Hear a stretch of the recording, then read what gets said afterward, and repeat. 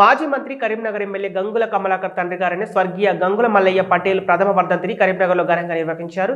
ఈ కార్యక్రమంలో రాజ్యసభ సభ్యులు వద్దిరాజు రవిచంద్ర, మాజీ ఎంపీ బోయినపల్లి వినోద్ కుమార్, వ్యాపారవేత్త శంకర్, మాజీ ఎమ్మెల్సీ నారదాసు లక్ష్మణరావు, జిల్లా బీఆర్ఎస్ అధ్యక్షులు జీవి రామకృష్ణరావు, మేయర్ సునీల్ రావు, నగర బీఆర్ఎస్ అధ్యక్షులు చెల్లా హరిశంకర్, జిల్లా గ్రంథాలయ సంస్థ చైర్మన్ పొన్నం అనిల్ కుమార్, గెల్లు శ్రీనివాస్ యాదవ్లు హాజరై స్వర్గీయ గంగుల మల్లయ్య చిత్రపటం వద్ద ఘన నివాళులర్పించారు. అనంతరం ఎమ్మెల్యే గంగుల కమలాకర్తో పాటు వారి సోదరులైన గంగుల వెంకన్న, గంగుల సుధాకర్లను పరామర్శించారు.